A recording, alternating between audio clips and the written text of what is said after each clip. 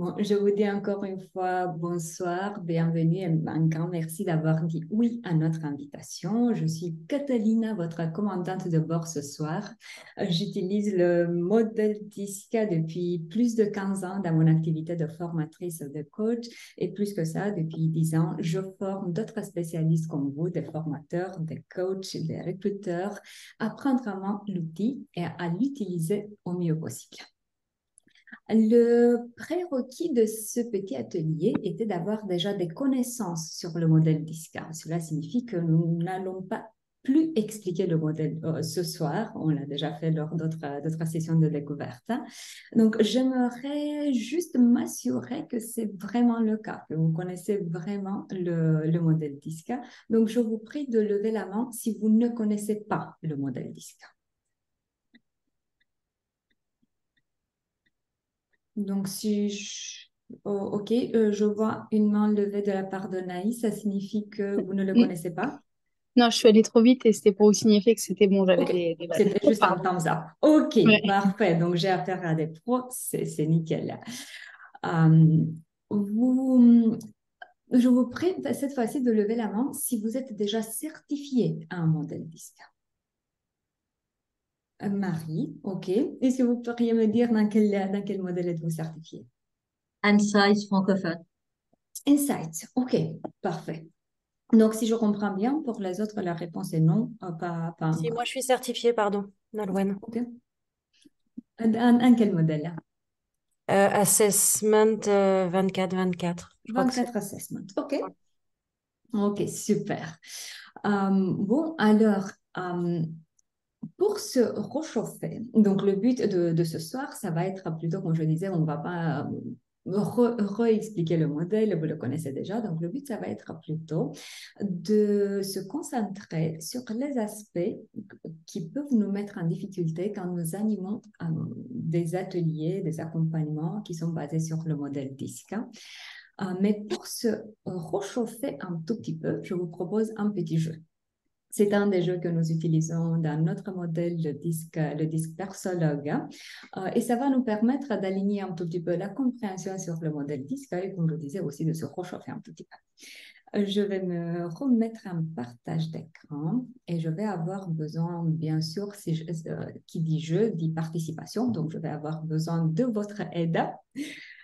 Je me mets tout de suite en partage d'écran. Le jeu s'appelle Les alarmes disques.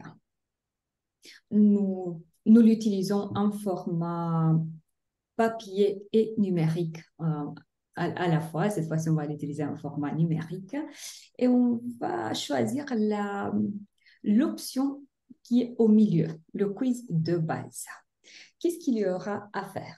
À tour de rôle, je vais vous donner la main, je vais vous donner le contrôle sur mon écran et vous allez lire, si vous avez la main, vous allez lire l'affirmation et vous allez appuyer sur le bouton qui correspond au style de comportement qui pourrait dire l'affirmation qui est à l'écran.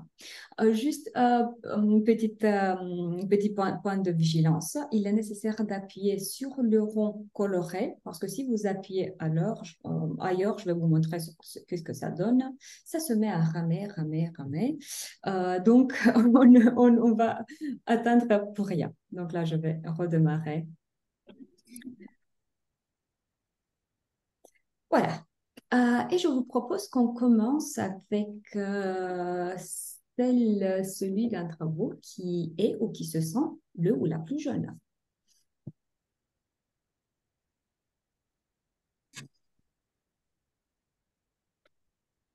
Difficile comme question. C'est- J'ai pas entendu, c'est la plus jaune ou la plus jeune? Jeune, pas jeune. Hein, pas du tout. Bah, dans ce cas-là, je veux bien me lancer. Ok, alors. Donc, je vous propose que vous preniez 3 affirmations et ensuite, c'est à vous de décider à qui vous passez la main. Ok, ça marche. Voilà, c'est à vous. Aya, j'ai la main? Oui, c'est ça. Ah. Ok, j'avais dit conforme, en l'occurrence, pour illustrer. J'aime les processus contrôlés et j'ai beaucoup de patience. Donc, pour moi, ça sera un conforme. Ah non? Ah, alors ça, pour le coup, ça m'interpelle.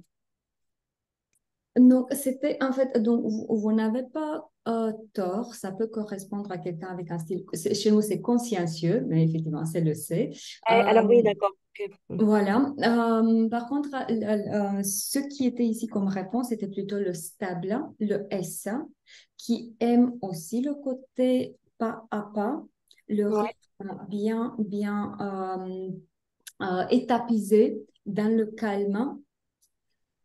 ouais. Et Mais alors c'est vrai que vous c'est le côté n'avez processus qui pour moi est très connoté sur le consciencieux. Ouais. créer le process, ça va être le consciencieux. Suivre le process, ça va être le stable. C'est en Ok, fait, c'est ça la petite nuance. très bien. Ok. Est-ce que du coup je continue Oui, ou oui, oui, oui. quelqu'un d'autre Donc encore deux. Ok. J'aime être en compétition avec les autres et je me remets en question les tâches qui n'ont pas de sens pour moi. Il est sur le rouge, le dominant, qui est orienté action, rapidité. En effet. Et encore une là. Je peux me motiver rapidement et avoir une attitude positive. J'irai sur l'influent.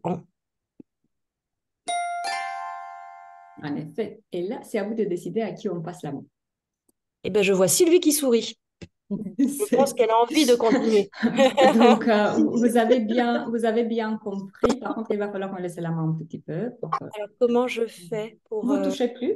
Ah, je touche. Ça marche. Voilà. Donc, vous avez bien compris, il est dangereux de sourire. Vous allez payer Ça le va être dur, prix. ça. Non, non, c'est positif, c'est positif. On passe le relais. Je plaisante, je plaisante. Donc, Sylvie, c'est à vous. Alors, je dirais le vert. Si j'y arrive. Voilà.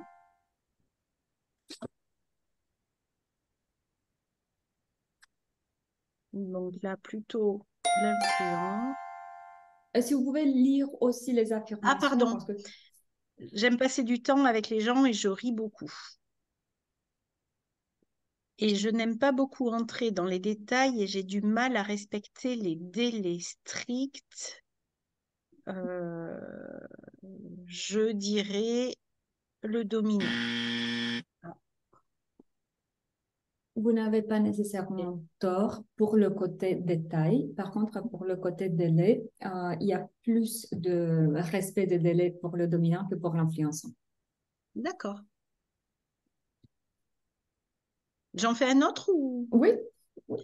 Alors, j'aime les défis et je ne me perturbe et ne me perturbe pas de rencontrer des obstacles. Donc là, je dirais le dominant. Parfait. Et à qui passez-vous la main? Ben, je vois Isabelle, donc voilà. Merci, Là, bonsoir tout le monde. c'est à Alors, vous. j'y vais? Oui, Ouais. Je mets souvent en question les choses, je remets souvent en question des choses et je suis très précis. Je suis tentée par le bleu, le C. On va voir. Oh, ça marche pas. Ah voilà, j'appuie. Ah, nickel. Continuez. Je défends mes opinions et je cherche à convaincre les autres de mes idées. Je suis tentée par le dominant. Oh, ah, chance, hein? Je suis douée pour écouter et apaiser les gens. Je dirais le I. Ah non, manège. pour apaiser, peut-être oui. Par contre, pour écouter, c'est pas le point fort. Merci, Katrina. Je continue ou je passe la Oui, main? encore une. Encore une. Ah, chance. Je garde mes objectifs en vue, même quand les choses ne vont pas bien. Je suis tentée par le D.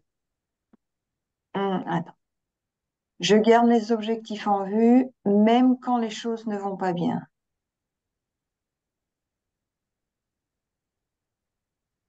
Hmm. Oui, je suis quand même tentée par le D. Vous pouvez faire Mais appel aussi au public. On a des Ah. jetons. Je dirais oui, Qu'est-ce moi que vous en aussi, mais pensez? bon, moi, je dirais oui comme toi, mais je trouve, Catalina, que les phrases sont effectivement pas toujours faciles. Voilà. Alors, moi, je dirais D, mais les autres peuvent s'exprimer. Ah, quelqu'un nous laisse. Je vais fermer la fenêtre. Stéphane, tu penses quoi? Ah, on vous a pas entendu. Alors, je vais tenter chez Sylvie. Sylvie, qu'est-ce que t'en penses, toi? Bah, effectivement, je pense que pour moi, j'aurais mis le dominant aussi. C'est cool, hein? Et Marie? Eh bien, je suis entre les deux. Je dirais D, mais je suis tentée avec le I quand même. Avec le I aussi. Ouais. D également, moi. Mais je Mm, pense que nuance aussi, ne ouais. voit pas. J'aurais pas mis le I en deuxième choix. Moi, Ah, je serais curieuse de savoir pourquoi le I, mais je j'ai pas envie de manger tout le temps. Est-ce qu'on peut creuser et demander à Marie? Oui, effectivement, et ensuite on s'arrête. Marie, qu'est-ce qui fait que tu hésites avec le I? Parce que même quand les choses vont pas bien, j'essaye quand même d'apporter la petite touche qui va bien en essayant de convaincre, d'influer, en disant, voilà, en apportant les lumières qu'il faut ou en tous les cas l'ambiance qu'il faut pour. Moi, ce que j'entends de ça, c'est que je garde mon optimisme, Oui, ce qui n'est pas absolument. vraiment la même chose avec je garde mes objectifs en vue. J'ai mon mm, Oui. cap et je tiens mon cap, peu importe, je ne me laisse pas perturber. Donc, Tandis que bon, pour quelqu'un avec un style influençant, ça va être tout le contraire. Et c'est la personne qui peut être le plus perturbée de chaque petit papillon qui vient s'asseoir sur sur la fleur. Donc voilà, Isabelle, je crois que vous avez votre réponse.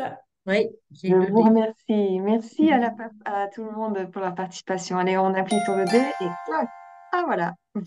Voilà, le jeu, il peut durer beaucoup, beaucoup plus que ça, mais on va s'arrêter juste parce qu'on a une contrainte de temps. On n'a qu'une heure à la disposition. Comment l'avez-vous trouvé? Bah Les bien, toutes mais premières. moi, je trouve que ça va presque vite, Catalina, et que ce serait bien qu'on se pose sur chaque item pour comprendre, Je suis, com- approfondir. Voilà. je suis complètement d'accord. Raison pour laquelle je vous fais l'invitation à la certification en modèle de personnalité persologue où on peut bien se poser et prendre le temps pour ça. Là, le but, c'est plutôt de la petite découverte, un tout petit peu de jeu, mais je suis complètement d'accord avec vous. Quand on peut se poser et débriefer réellement, c'est beaucoup, beaucoup mieux. Bon, pourquoi cet atelier? Qu'est-ce qui nous a fait créer et proposer cet atelier? C'est parce qu'on est bien conscient du fait qu'il y a beaucoup d'outils sur le marché, ce qui est très, très, très bien, bien sûr. En même temps, ça peut poser aussi beaucoup de difficultés le moment où on fait son choix de qu'est-ce qu'on se propose à utiliser en tant que spécialiste, hein. Et le moment où on essaie de faire ce choix, on peut le faire de manière très factuelle. On va comparer les divers outils en termes de caractéristiques, qu'est-ce que chacun propose, etc. Mais la réalité, c'est que beaucoup de fois, on fait ce choix par le biais des expériences passées. Et ça m'est arrivé beaucoup de fois d'entendre des spécialistes, des formateurs, des coachs dire, je suis assez méfiant par rapport au disque. Et en creusant, je me suis rendu compte que ça venait en fait des expériences mauvaises qu'ils ont pu vivre. Et je peux le comprendre parce qu'en fait, beaucoup de fois, bien sûr, chaque outil aura ses points forts, ses inconvénients, mais beaucoup de fois, en fait, il s'agit très peu de l'outil lui-même, hein, et beaucoup plus de la manière dans laquelle l'outil a été employé, l'expérience qui a été générée à travers l'outil. Et alors, c'est de là qu'on est parti le moment où on a construit cet atelier sur les 5 pièges à éviter, parce que je trouve que nous avons, en tant que formateur, coach, recruteur, nous avons un métier important, nous avons une mission très importante et la responsabilité est vraiment très haute. Et c'est à nous, en fait, de bien s'outiller, de bien se préparer et pour être à l'auteur d'offrir la meilleure expérience possible aux personnes que nous accompagnons. Donc voilà, c'est un peu dans ce voyage que je vous invite ce soir. Bien sûr, l'idée, c'est d'avoir le plus d'interactions possible. Je n'ai aucun désir de partir dans le descendant. Donc, je vous prie d'intervenir, de poser des questions, de dire votre avis à tout moment. Je me remets un partage d'écran et je dis bienvenue aux personnes qui se sont rejoints à nous récemment.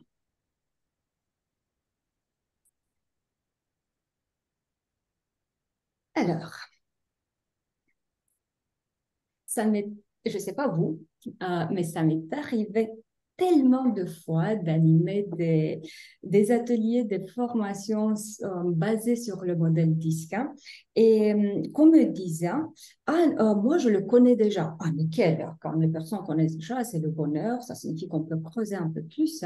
Et en posant des questions sur dans quel contexte vous l'avez utilisé, quels ont été les résultats, etc. Je me suis retrouvée, même avec des choses de type, on a fait un atelier en interne et après l'atelier, on a mis des petits signes sur la porte de chacun, en bleu, rouge, vert, jaune, pour savoir à qui on a affaire. Et là, j'ai eu la chair de poule. Voilà. Plus que ça m'est arrivé de me retrouver de nouveau avec des personnes qui avaient participé à des ateliers ou des accompagnements basés sur le disque et qui ont eu comme conclusion, bah, moi je suis comme ça, j'y suis pour rien. Et là, j'arrive à quel est le piège, le niveau où on utilise ce genre d'outils qui, effectivement, a comme rôle, dans un premier temps, d'expliquer le comportement et d'expliquer de manière simplifiée, parce qu'effectivement, la complexité humaine, elle est grande, elle est énorme, et notre cerveau a besoin de mettre dans des petits cases dans un premier temps pour pouvoir comprendre. Mais le risque est lequel? Le risque est que si nous, en tant qu'accompagnateurs, on utilise un langage qui n'est pas adéquat, les personnes peuvent partir avec cette impression de je suis dans une case et je ne peux pas sortir de cette case. Et alors, le premier grand piège que je vois, c'est une catégorisation qui est vraiment trop forte. Oui, on explique les 4 dimensions comportementales dominantes, influençant, stable, consciencieux, avec les points forts, avec les limites. En même temps, l'idée n'est pas que chacun sorte avec le « Ah, j'ai découvert que je suis rouge, je suis bleu, je suis dominant, je suis influençant ». Si c'est ça ce qui se passe, à mon avis, en termes de process, là, il y a quelque chose qui n'a pas été du tout correct. Qu'est-ce qu'on veut? On veut se souvenir du fait que les modèles qui se basent sur le disque, ils évaluent en fait le comportement situationnel.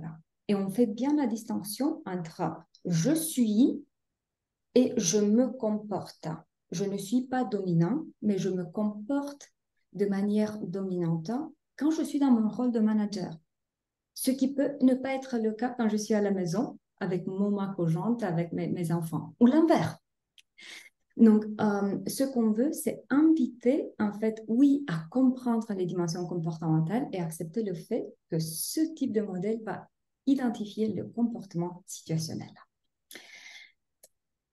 Un autre piège que je vois, c'est de ne pas assez encourager l'évolution.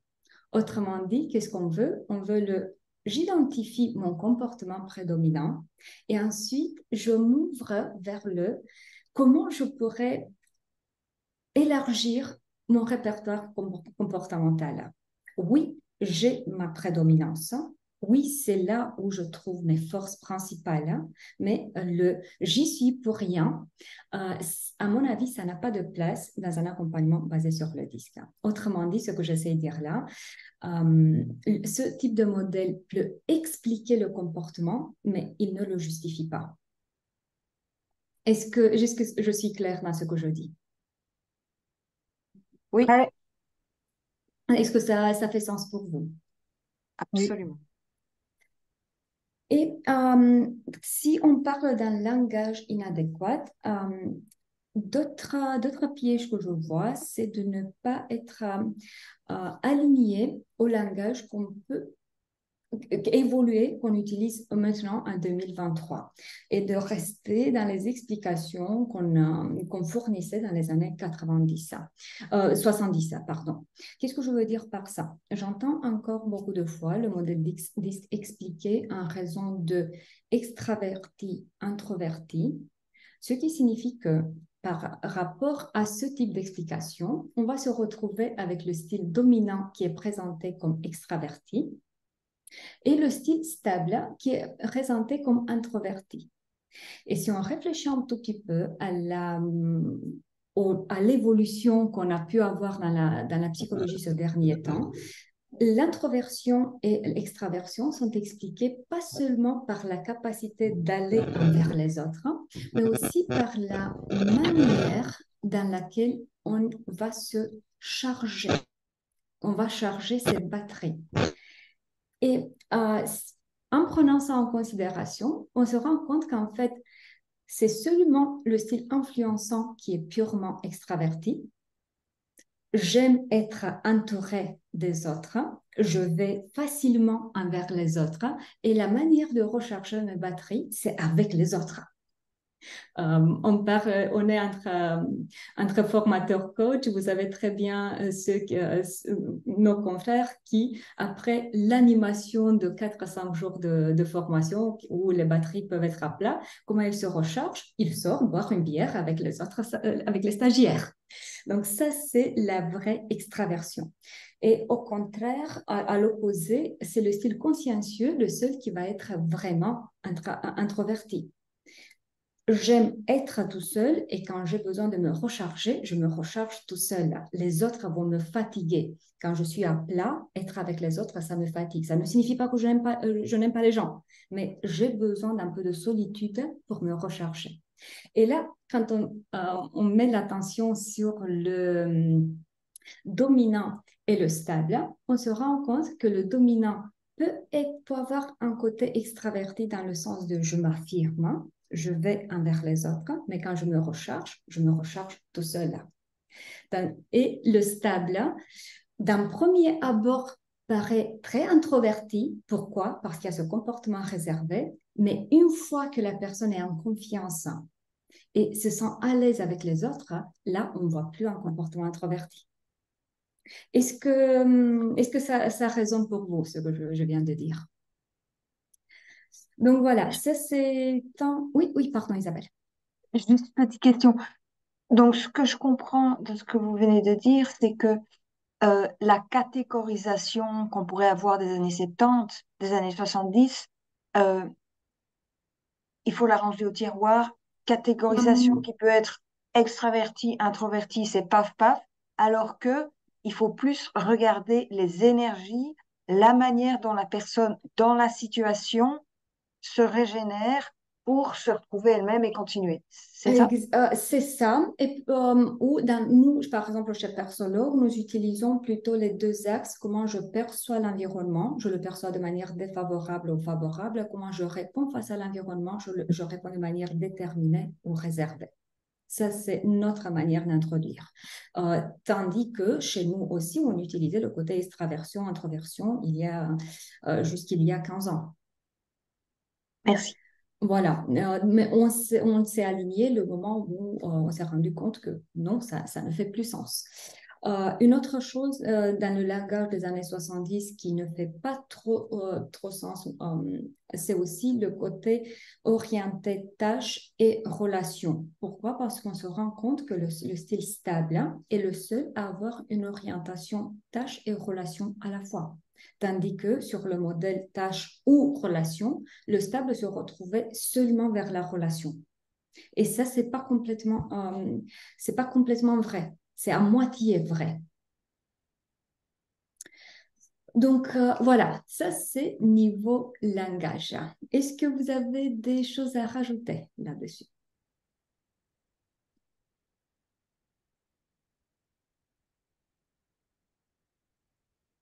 Le silence collectif, ça signifie que ça c'est bon et on peut continuer? Non, je voulais juste apporter une précision par rapport au S. Je vous prie. dans la manière dont moi j'ai été formée. Hein, Mhm. c'est aussi la sociabilité et donc le côté social et donc le côté ouverture vers les autres, Mhm. ce qui viendrait en contradiction avec le côté introverti, Oh, puisque donc, il y a tellement, merci beaucoup pour la précision, il y a tellement d'outils de modèles qui sont basés sur le modèle DISC que chacun, en fait, le présente d'une manière un peu différente.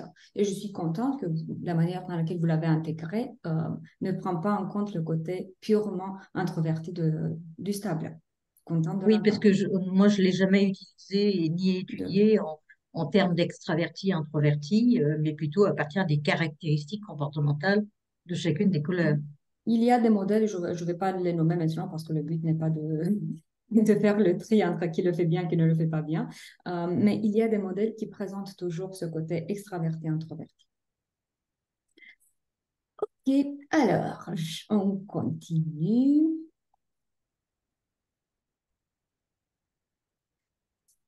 Et on passe au piège numéro 2.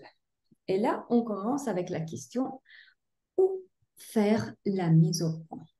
On se souvient de ce que je viens de dire. Les modèles qui utilisent le DISCA vont évaluer le comportement situationnel. Ce qui signifie que le moment où on utilise un questionnaire, j'espère bien que vous utilisez un questionnaire quand vous utilisez le modèle DISCA, il va être nécessaire de se focaliser, de se centrer sur un environnement bien spécifique. Et là, je vous rappelle la petite théorie des champs, le comportement qui est la fonction entre la personne, la personnalité de la personne et l'environnement. Et alors, en revenant à ma question, où on met le focus? Je peux mettre le focus en remplissant le questionnaire sur moi en général. Ou moi, dans mon poste de manager, de commercial, etc. Moi, en tant que formateur, moi, dans les réunions, comment je me comporte quand j'anime des réunions. Moi, dans la discussion d'hier avec une collègue. Et là, si on regarde un tout petit peu cet entonnoir, quel est le risque si je vais centrer mon intention en remplissant le questionnaire sur moi dans la discussion d'hier avec ma collègue ou moi quand je joue avec mon enfant. Quel est le risque? Bah, c'est peut-être trop précis et du coup inexact, quoi. Ça C'est manque trop peut-être de vue étroit. générale. C'est trop étroit. Ça, en termes de focus, ça peut être très bien quand je vais faire tout simplement une réflexion personnelle. OK, qu'est-ce que j'ai manifesté comme dimension comportementale quand j'ai joué avec mon enfant, quand j'ai discuté avec ma collègue? Est-ce que c'était approprié, pas approprié? Mais si je mets toute mon énergie à remplir un questionnaire sur un point de focus tellement étroit, ça ne me donne pas suffisamment d'informations pour conduire après le changement, l'évolution, le développement. Euh, au point opposé, si je le remplis, moi, au sens général, hein,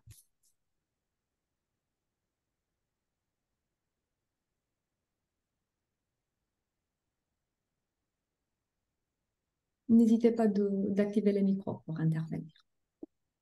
Au sens général, je dirais, Donc oui, pardon. ça permet, ça empêche la personne, euh, justement, je dirais, ça empêche la personne de trouver une voie de changement, d'adaptation, en dehors de son comportement dominant. Intuitivement, c'est ce que je dirais. Effectivement, et ça risque de ne pas donner suffisamment d'informations sur le comportement situationnel, sur ce qui m'intéresse en fait. Parce que je reviens, je l'ai dit et je le redis, ce type d'outil va identifier le comportement situationnel. Et le moi au sens général, bah, c'est effectivement ça, c'est trop général. Et alors, là, c'était tout simplement pour dire que la focalisation, si elle est trop large ou trop étroite, ça peut vraiment biaiser en fait le résultat et ça ne me donne pas l'information dont j'ai besoin pour partir dans mon chemin d'autoréflexion.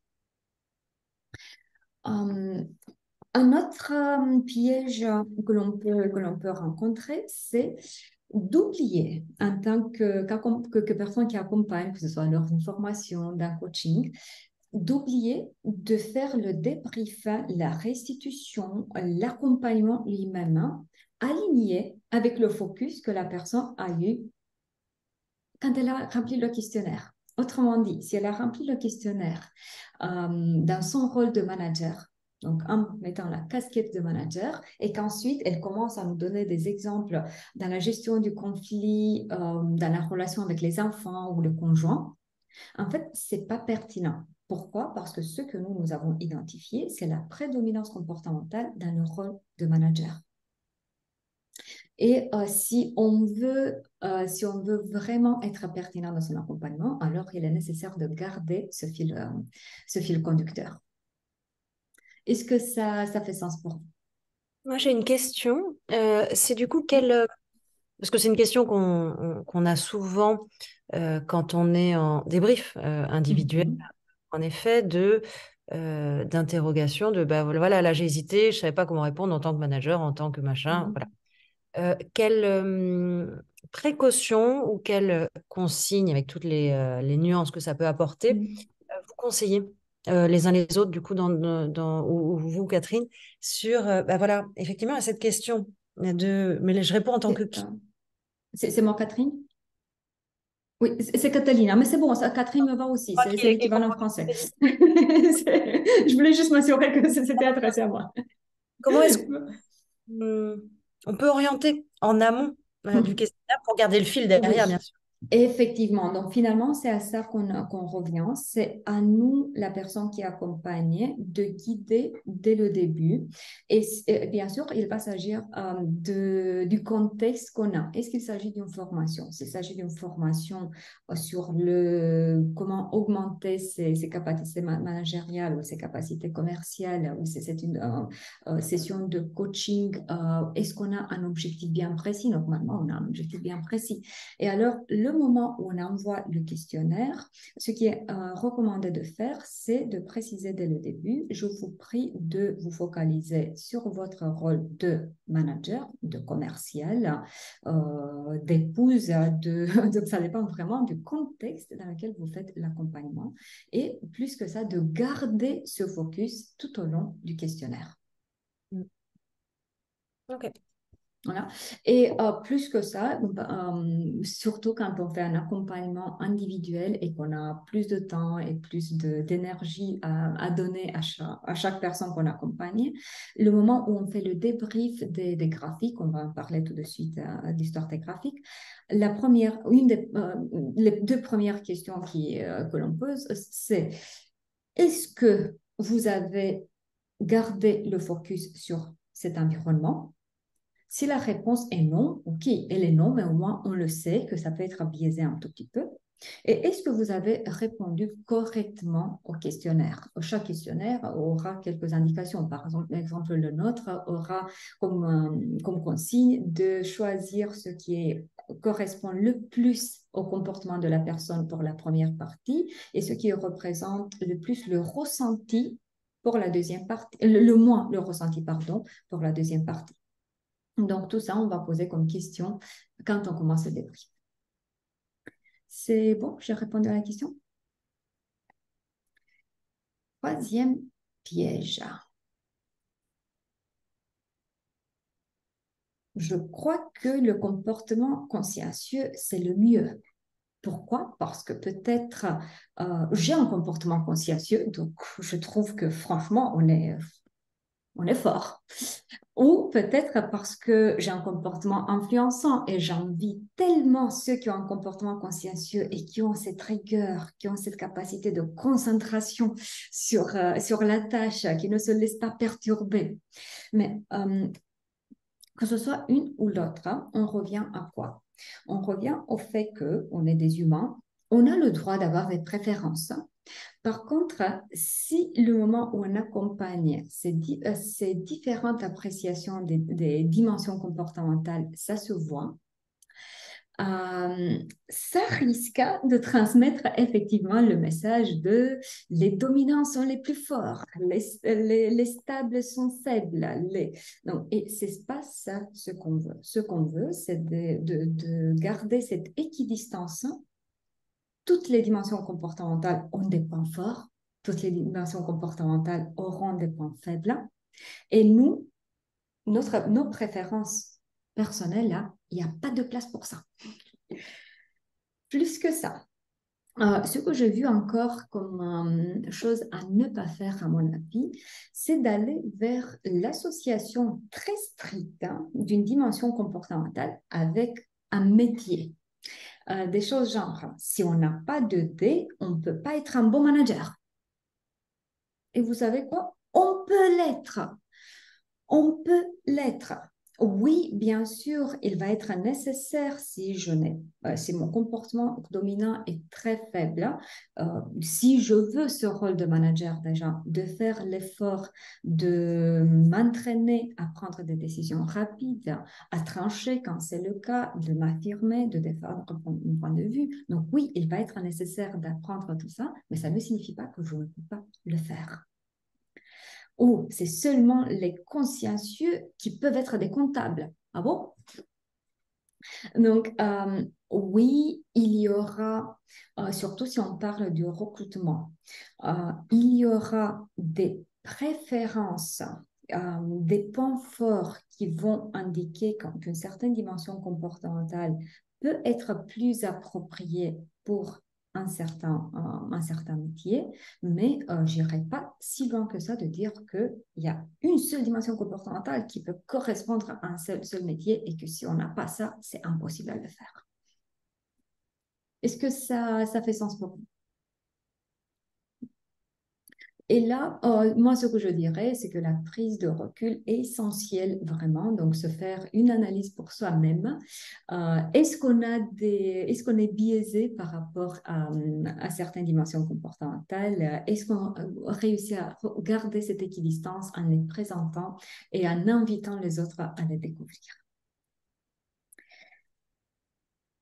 Piège numéro 4. Qu'est-ce que le graphique 2? Et en fait, c'est quoi cette histoire des graphiques? Chaque modèle, une fois qu'on utilise le questionnaire, nous offre normalement un diagramme ou 2 diagrammes ou 3 diagrammes et une restitution.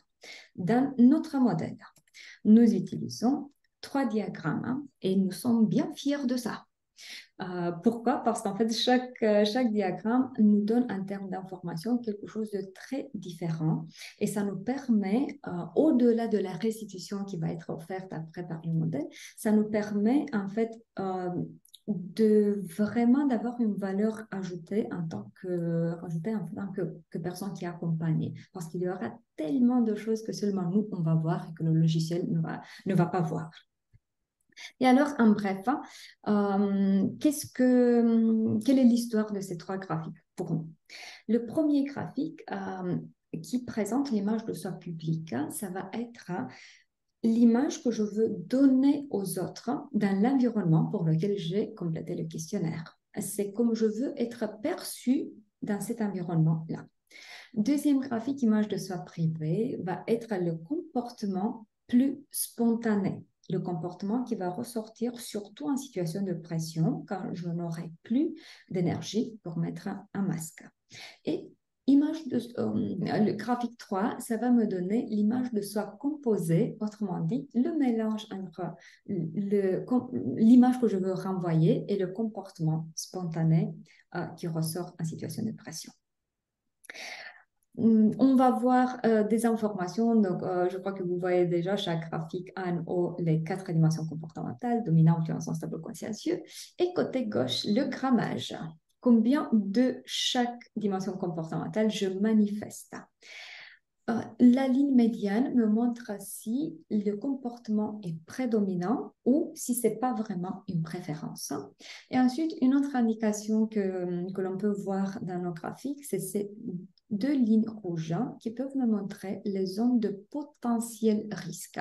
Ce qui se retrouve au-dessus de 80%, qui peut être perçu comme un comportement exagéré, et ce qui est en dessous de 30% qui peut être perçu comme pas assez développé ou pas assez manifesté.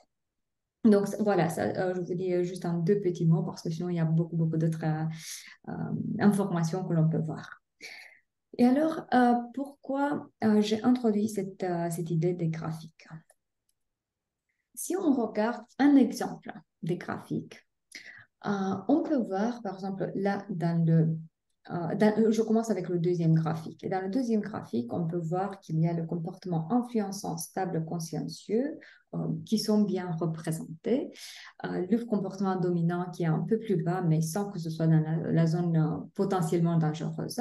Par contre, ce qu'on voit dans le premier graphique, c'est le fait que le côté influençant, stable et même dominant, donc tout va vers le bas, qui peut indiquer beaucoup de choses, qui peut indiquer que peut-être la personne n'a pas bien conscience des attentes de l'environnement dans lequel elle est par rapport à elle, ou qu'elle ne se sent pas suffisamment en confiance d'agir dans cet environnement.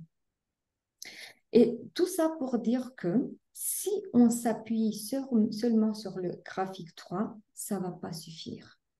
Donc là, en fait, c'est le cas classique des graphiques qui nous permettent de bien accompagner la personne sur la compréhension des attentes de l'environnement, sur ses intentions, qu'est-ce qu'elle veut obtenir, sur ce qui est important pour elle, ses croyances, ce qu'elle veut défendre, qui elle veut être finalement, etc.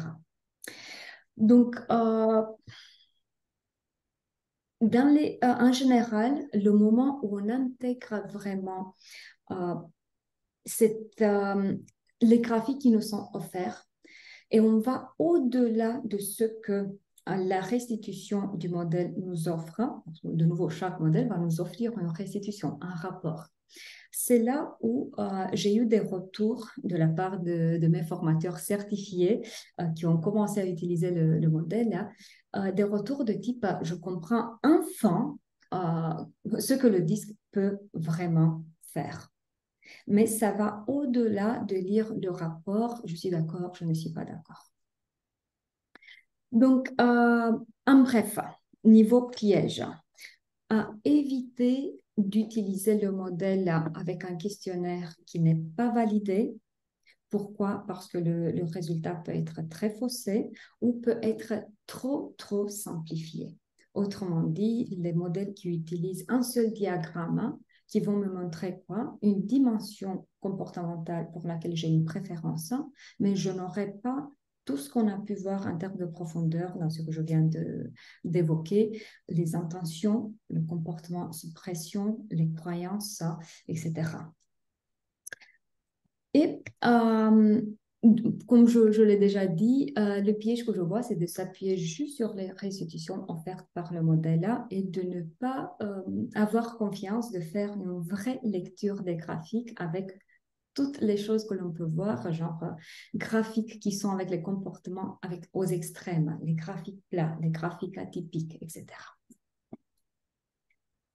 Y a-t-il des questions ou des choses à rajouter de votre part?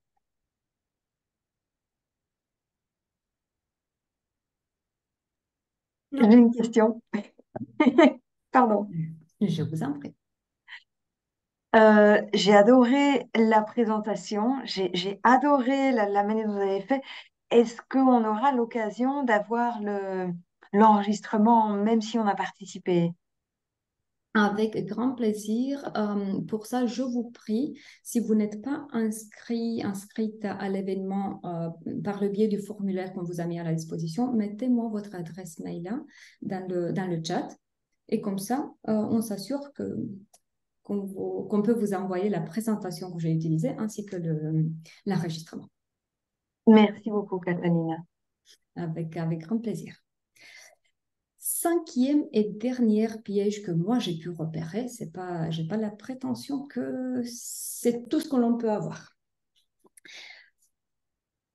Quand on part de l'idée que la restitution offerte au client, elle est juste, et ce qui fait que le client, s'il ne se retrouve pas, bah, c'est son problème, parce que de toute façon, le modèle, il a raison.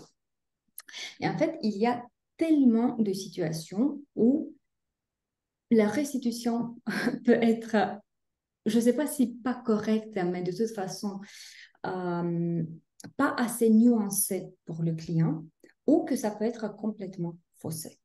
Et là, je peux vous donner quelques exemples.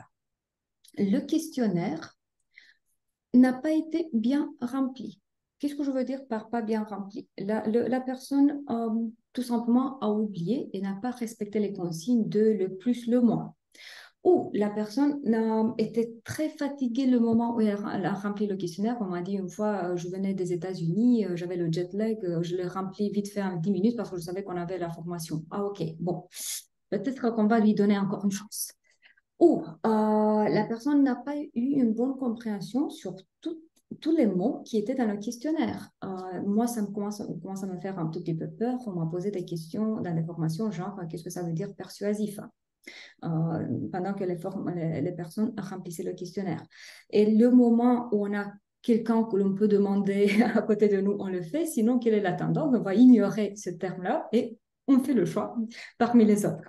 Donc, tout ça pour dire, il y a plein de raisons qui peuvent faire que le questionnaire n'a pas été bien rempli. Donc, déjà, si la personne ne se retrouve pas dans ce qu'elle lit comme restitution, on s'assure.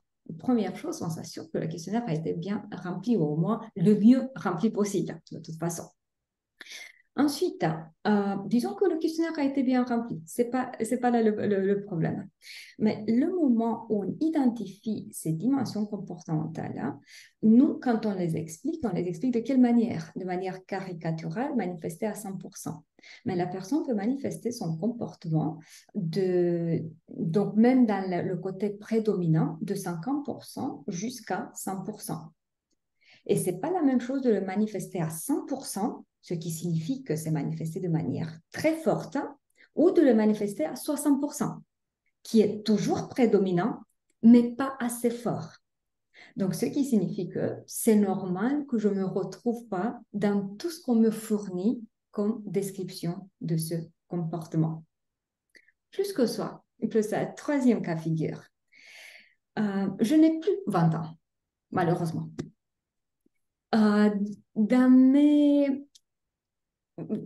Quand j'avais 20 ans, disons, c'est pas que j'ai changé complètement de style de comportement. Donc, la dimension comportementale, elle est restée à peu près la même en termes de prédominance. Mais on ne va pas manifester un style comportemental de la même façon quand on a 20 ans ou quand on est 40 ans, 50 ans, 60 ans. Ça signifie quoi concrètement? Disons que c'est le dominant, mon style prédominant. Alors oui, il va être toujours une préférence pour moi, mais peut-être que pendant ces dernières 20 ans, 25 ans, j'ai appris à écouter. Oui, il faut que je me morde la langue de temps en temps pour le faire, mais j'ai appris à le faire. J'ai appris à me poser, à amener un rythme un peu plus calme pour laisser les autres aussi, laisser de la place aux autres, pour ne pas fatiguer les autres, pour être à l'écoute, etc. Ce qui signifie que peu importe le moment où je vais me retrouver en termes d'âge, moi, je vais recevoir la même restitution. Mais ça ne va pas décrire mon comportement avec la même justesse si j'ai 20 ans, si j'ai 40 ans, si j'ai 60 ans. Parce qu'il y a aussi le facteur sagesse qui intervient et qui fait que j'ai toujours ce comportement prédominant, mais je le manifeste de manière un peu plus apprivoisée. Est-ce que ça fait sens ce que je dis? Donc voilà, tout ça pour dire en fait que la première chose, donc le moment où on utilise ce type d'outil avec un outil de diagnostic, à mon avis, on est dans le tort. ce type d'outil devrait être utilisé en tant qu'outil d'autoréflexion qui permet à la personne de réfléchir sur elle-même et qu'elle décide pour elle-même ce qu'elle veut renforcer, ce qu'elle veut diminuer, si elle veut renforcer ou diminuer quelque chose. Nous, on est là juste pour poser un miroir et donner ce contexte de réflexion. Et aussi, à travers la restitution qui est offerte, une base de réflexion et de discussion. Et ensuite, on ne part pas sur la restitution incorrecte, le client a tort. Si le client dit « je ne me retrouve pas », alors qu'est-ce qu'on fait? On part plutôt dans une discussion pour identifier c'est le questionnaire qui n'a pas été bien rempli ou si dans quel des aspects la personne ne se retrouve pas.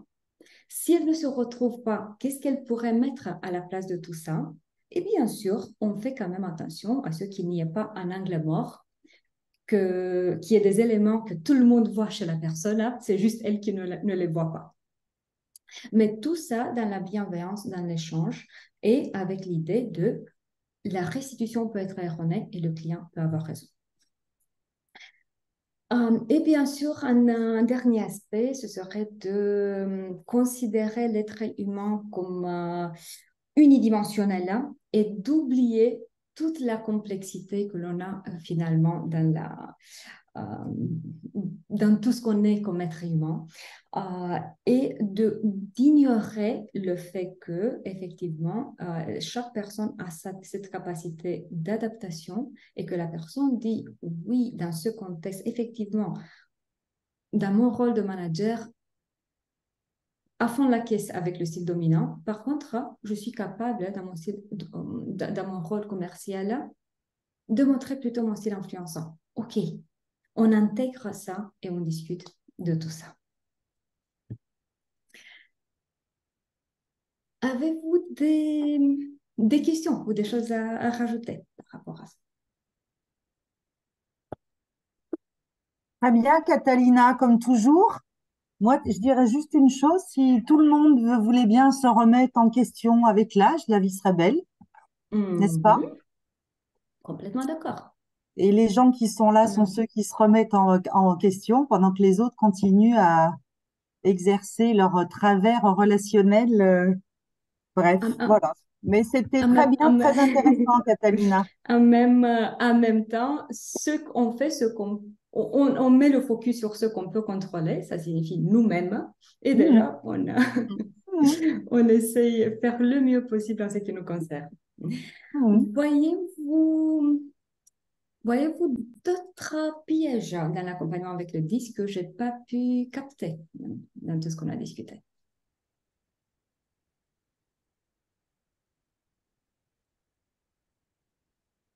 Ou peut-être des retours d'expérience que vous voudriez faire? Moi, je vois pas forcément d'autres pièges, mais je trouve très intéressant du coup de se re-questionner sur comment nous, on utilise aussi le disque et le questionnaire, etc. Et de remettre bien le focus sur... effectivement, ça ne met pas dans une case, ce n'est pas un test, ça reste un questionnaire pour la réflexion, mais de bien véhiculer aussi, et j'aime bien, c'est en filigrane, le fait que... en fait, on sait, on peut mobiliser tel ou tel style en fonction des situations. Et c'est vrai qu'on a beau le dire, l'accompagner quand on débrief en formation ou en coaching, etc. En fait, on a besoin de simplifier aussi. Et souvent, ce qu'on en tire quand on revoit la personne un mois après, « Oh, moi, je suis rouge. » Non, non, attends. Non, qu'est-ce que toi, tu vas pouvoir travailler pour et reste pas dans cette idée parce que la simplification nous permet de se projeter aussi, c'est humain, et de bien marteler finalement, attends, c'est des styles et tu sais mobiliser plusieurs choses et tu peux aussi y travailler pour aller chercher avec l'âge, mais aussi avec ton travail, une dimension que tu n'as pas. Et du coup, moi, ça me fait aussi m'interroger, mais c'est ce que je vais intégrer du coup, sur le dire et le redire et le faire travailler, parce qu'il ne suffit pas de le dire une ou deux fois, en fait. Oui. Donc, je trouve ça très intéressant. C'était ça, le but de ce... Merci beaucoup. Si, bien sûr, ça s'adresse seulement aux personnes qui ne sont pas encore certifiées, est-ce que ça vous intéresse d'avoir une des infos sur la certification que nous proposons? Alors, un deux petits mots. Pardon. Donc, dans les certifications que nous proposons, elles sont déjà construites en format distanciel synchrone. Pourquoi? Pour que ça permette le fait de pratiquer, de s'exercer, de faire des petits devoirs d'une session à une autre et de pouvoir intégrer en douceur le modèle. Et alors, concrètement, qu'est-ce que vous allez recevoir? Vous allez recevoir une licence internationale qui est valable à vie, 50% remise sur l'achat des produits personnels, donc par rapport au prix client final, accès à la plateforme numérique qui vous permet de créer, d'acheter les produits, de créer vos projets en autonomie totale, bien sûr avec notre appui si vous avez besoin, mais sans dépendre de nous. Accès à tout ce qui sera développé en termes d'outils, étant donné que chez nous, ça évolue chaque année. Support vraiment illimité au fil de temps et plus que ça, un système de tutorat, intervision, supervision. On se retrouve tous les mois. C'est ça notre désir. Quand on ne réussit pas, c'est au moins tous les 2 mois, dans une session une heure et demie, pour travailler sur des cas concrets, présenter des nouveautés, etc. Les prochaines sessions, pour cette année, bien sûr, c'est un peu tard, les sessions sont déjà en cours, mais les prochaines sessions démarrent le 1er février. Je vous ai mis ici le calendrier de formation. 2 mots sur les formules de formation en soi. Nous avons créé 3 niveaux de formation pour répondre un peu à tous les besoins. Le premier niveau, formateur débutant, qui s'adresse vraiment aux personnes qui débutent dans la formation ou qui, même si elles ne débutent pas, ne veulent que rester à la surface. Le comportement. Je n'ai pas envie de creuser plus loin que de proposer des petits ateliers de 2 heures, 4 heures sur le comportement et rien de plus que ça. Le niveau 2, en plus de ce que le niveau 1 propose, offre l'accès et le savoir-faire à des outils qui permettent d'accompagner aussi dans des accompagnements individuels de coaching ou dans des accompagnements d'équipe de type coaching et aussi des formations plus élargies à travers le profil de personnalité, profil de leadership, des divers jeux et outils d'accompagnement, des guides stratégiques, etc. Ce serait le module qui est la formule qui est le plus adaptée à mon avis. 6 modules de 4 heures. Et ensuite, nous avons aussi le niveau 3 qui s'adresse vraiment aux coachs chevronnés et qui veulent aller encore plus en profondeur que ça.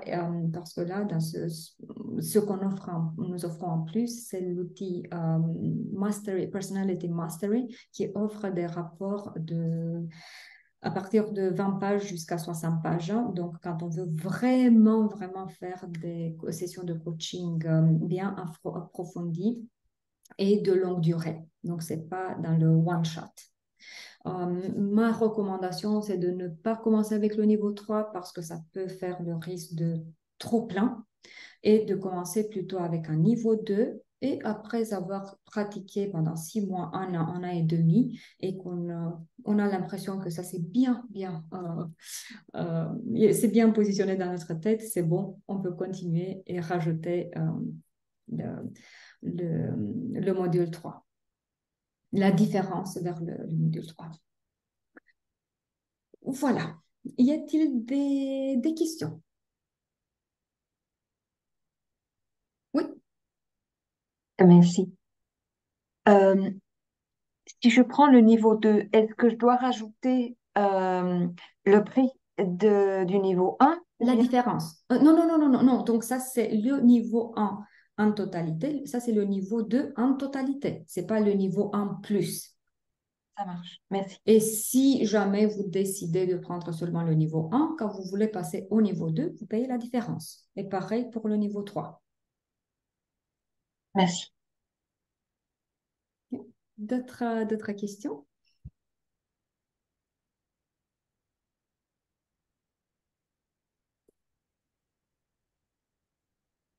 J'ai vu qu'il y avait un lien pour le calendrier. Il est sur votre site, j'imagine. Il est sur le site, bien sûr. Moi, j'aurais une question. Persolog, c'est quoi? C'est une compagnie de À quelle part le fait origine? que, à part le fait que nous sommes les plus merveilleux, je plaisante. Non, en fait, donc l'origine, elle est allemande, hein. Donc D'accord. le modèle que nous utilisons, donc la base, c'est la même que vous utilisez chez Insights. Donc c'est ce que Marston il a créé à travers son livre Emotions of Normal People. Ensuite, le questionnaire et les outils que nous utilisons ont été conçus par le psychologue américain John Geyer Mhm. à partir des années 1970. Et Persologa Allemagne a amené tout ça en Europe à partir des années 1990. Dans un premier temps, seulement dans les pays allemands. Et depuis, c'est devenu une marque internationale. Nous sommes présents en 25 pays. Donc, ce qui signifie que les produits aussi ils sont traduits en 25 langues. Donc, c'est devenu Personal International entre-temps. Mais à la base, oui, c'est une compagnie allemande, hein, donc Deutsche Qualität. Merci, Catalina. Avec plaisir. Il y a beaucoup de ressemblances avec le Disk Insight. Oui, absolument. C'est ce que je regardais. Il Peut-être y que a ce que je... effectivement d'autres modèles comme le Everything Disk qui ont renversé les couleurs. Donc, mais ça, c'est juste question de copyright, franchement. Oui, c'est des compléments qu'on peut utiliser ou pas. Et puis, ça dépend aussi de quel niveau, à quel niveau on se situe pour les utiliser. Effectivement. Effectivement. J'ai eu l'impression que vous vouliez dire quelque chose d'autre et je vous ai interrompu, personnellement.